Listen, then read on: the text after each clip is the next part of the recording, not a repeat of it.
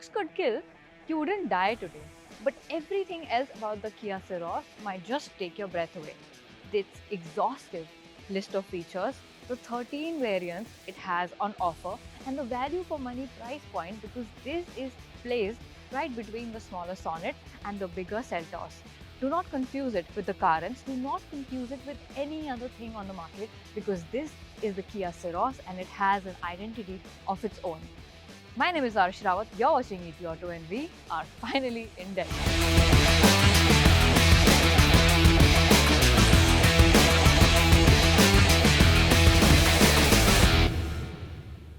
When we talk about the design element of the Kia Syros, there are only two possibilities. One, the Kia design team sat with all the good things they wanted to incorporate in this car and then built the car around it. Or they wanted to make an MPV look kind of sporty. They are positioning it as an SUV, but who are we kidding? I mean, the body language, the silhouette, everything about it is an MPV, including the space it has on offer. But we will see while we drive it how much of an SUV prowess it has. Nevertheless, it has a very stark tall boy design, and with the upright nose, it looks very sleek yet boxy. Not to mention, there are elements that are taken from the EV6 and the EV9, like the closed off grille, and you also have a piano black finish right up here, the Kia logo. You also get air dams, which are here. To further accentuate the SUV-ness of this car, you also have a silver skid plate here. The vertically stacked DRLs are on the side. You also get this DRL which converts as a turn indicator once you give the turn, of course, and this starts to blink. Otherwise, this is just daily normal running DRL. Now, comparatively, this is 10 millimeters wider than the Sonet, 55 millimeters taller. Now, that is incorporating the roof rails, do not forget that. And the wheelbase is also up by 50 millimeters. So yes, this is a bigger Sonet but a smaller Seltos. Now, since this is the top of the line variant, you get 17-inch alloy wheels with a lot of black cladding along the arches. You get a blacked out A and C pillar, while there is skid plates at the side also and a roof rail as well. The B pillar is body colored, so it reminds you of the Skoda Yeti, the entire window design, doesn't it? You also get flush door handles, so better aerodynamics for this SUV. This is where you can fill the petrol, and then you come to the rear, which is actually the least problematic part about this car. It's very simple, sophisticated, clutter-free, and gives emphasis on practicality more than anything. Now, if you focus, this is a very low slung car. The ground clearance is just at 190 millimeters, whereas the Sonet is at 205 millimeters. Now, the rear of the Kia Syros is very simple and clutter-free because they've not given more emphasis on design but on practicality, and it actually reflects in the boot space. The boot space is a humongous 265 liters, which is 80 liters more than the Sonet.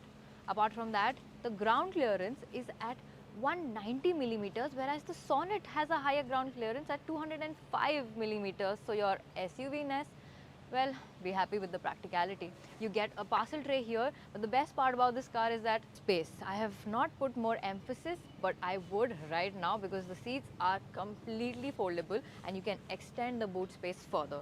The low height of the loading lip will actually make putting in luggage very easy, so that is a plus point.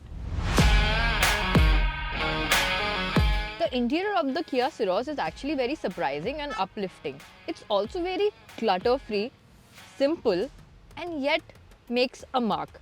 Probably because of this huge screen, huge pair of screens that we have here. You have the navigation, you have your instrument cluster. You also have this really small separate information bar about the AC. You can control the AC, but if you feel that, oh no, physical buttons are not here, fret not, because they are also right here. I love this little element that they have actually uncomplicated the entire AC con system. Apart from that, the overall fit and finish is fantastic. There are a lot of hard plastics here, and scattered all around the cabin, but look at the sunroof. It is so huge and it gives a roomy feeling to the entire cabin. We talk about the seats. The seats offer, I am a fan of these seats. They are actually really good. Not to forget, you get ventilation seats for the front and ventilated seats for the back. So that's a huge chef's kiss. Apart from that, the side bolstering is spot on. The under thigh support is great. I have no complaints when it comes to the seat, the comfort, and even the color combination of the cabin. You get this very new steering wheel with controls for your ADAS, drive modes, traction mode, and the volume for your music. There are also soft fabric on the roof and bright elements on the left. It is a combination of all shades of grey. It's a combination of 50 shades of grey, and I'm here for it. There's also some really cool elements that have been inspired from other cars. For example, these vertical slats that are here for your AC vents. This little button reminds me of Mercedes because yes, this is what the volume button looks like in the AQB, and it is here. It does not look out of place. It's actually pretty well. Not to forget, you get Android Auto and Apple CarPlay, wireless Android Auto and Apple CarPlay, but there is a problem. I have connected my phone to it, but the moment I play it, it's playing from my phone. So while it's a great thing that Kia has offered wireless Apple CarPlay here in this segment, because this is going to be priced between 10 to 16 lakhs, it might not be the most seamless. Now there are certain elements that really work. For example, this cup holder. You push the button and it comes out and will hold your cup, your coffee in place. You get the gear selector here, which is very butch, very square shaped, like in unison with the entire look of the car. You get the start stop button here, the camera, which is a beautiful addition because you can look at the traffic at the front and at the rear. You can also get a 360-degree view, and I think that is fantastic. That is another Syros getting shot there, so let me turn that off. There's also wireless charging. You get 12-volt charger here. You also get a Type-C charger here. You can also choose a wired connectivity of the Apple CarPlay and Android Auto here using this little option. The glove box is quite spacious, as you can see that we have filled it with a lot of stuff, although all plastic. Every car has its USP, and for the Syros, it's the rear seat which is the USP because it has so many features, so many first in segment features. For example, these seats can be positioned like this and you can recline them and make yourself extra comfortable.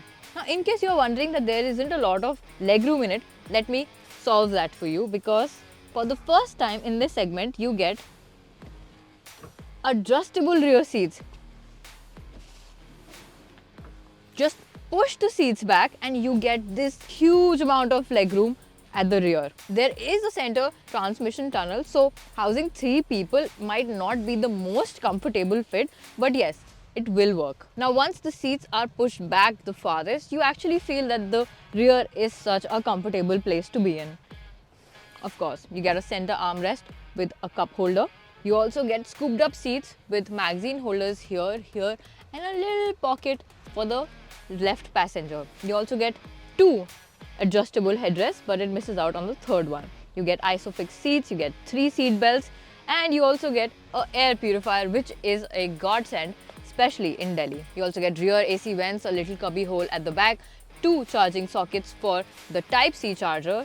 I did mention it when I was sitting on the front that it gets ventilated seats up at the front and at the back, and here is the little button from which you can select the ventilation and be cool in this heat. Now there is one little feature which is very new to this segment, and that is a rear shade.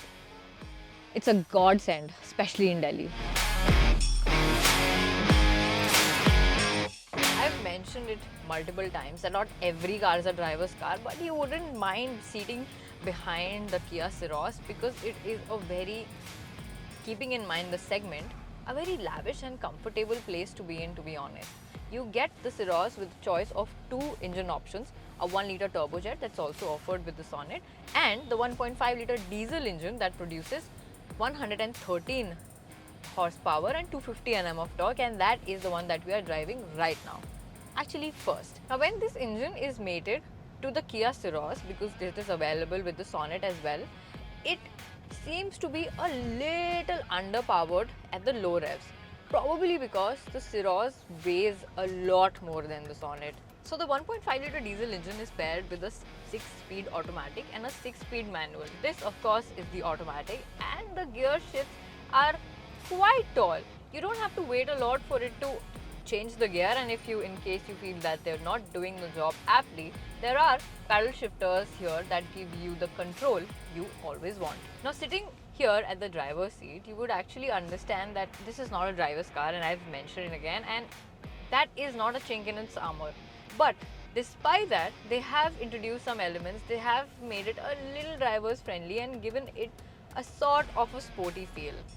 The emphasis is always on comfort. The suspension, however, is a little stiff. You do feel all the roadblocks, the road adulations, the speed breakers. However, the hardness of the suspension is sorted out by the softness of the seats. So they are very comfortable. The overall fit and finish is also quite great. You do feel very at home, especially this huge infotainment screen, which is in totality it's 30 inches. So yes, you do get a lot of interesting bits here. Now this is not a car that you would corner very aggressively, but if in case that is something you want to do, it will handle it quite well. We've taken into account the verdict of our rear passenger, and according to them also, the rear seat comfort is quite good. As for the driver's seat, as you're sitting in the front, the ride and handling feels pretty decent. It's not the plushest of the rides, but yes, it's not uncomfortable either. The handling is quite great, and you never feel that you're carrying a lot of weight around. The steering is a little too light for my liking. However, in the city traffic, it's going to be a boon. This two-spoke design is also very user-friendly. Now we are finally out on the highway to check if the Syros is any much of an SUV or is it just a comfortable people mover. And first things first, there are actually 3 different drive modes: Eco, Normal and Sport. We're starting with the Eco first just to see if it makes any difference, and honestly, even when I put it on Sport, the only visible difference is that it just gets extremely loud. It gets a lot gruntier, and this is the 1.5 litre diesel engine that produces 250 Nm of torque. Apart from that, you also get the display for the ADAS. What is a good thing is that once you turn off the front collision warning, it actually does not come up again. So that is good, because the ADAS in most of the cars is very restrictive. It controls or takes away or tries to take control from the driver a lot, which I don't enjoy so much. Here the ADAS is improved and it shows. It's a lot more comfortable, it's a lot less intrusive. Of course, the lane keep assist is my favorite of the lot. Now since we are out on the highway and the speed limit is at 100, so let us gun it to 100. The steering actually weighs up pretty nicely. I was not expecting it when I was driving it in the city. It felt too light for my liking. But on the highway, it actually feels that it has a bit of a personality. The car handles quite well, but I think it is the boxy design of the car that makes you feel that you are moving around the vehicle too much inside the cabin. There's a lot of body roll, to be honest. It's very difficult to give an entire holistic picture when you don't have the exact price list. But we do have expected prices, and they stand between 10 lakhs to 16 lakhs. Now the Syros is not a car that your heart might just run to, but it will be a car that just will make sense. When you go on the market and you see the competitors, it does have a lot of things, a lot of features, a lot of offerings that will set it apart from its competition. It ticks all the right boxes. It has good practicality, it has amazing features, it offers ample amount of space, it also has a little bit of oomph to make the driver happy. Apart from that, it just makes a lot of sense.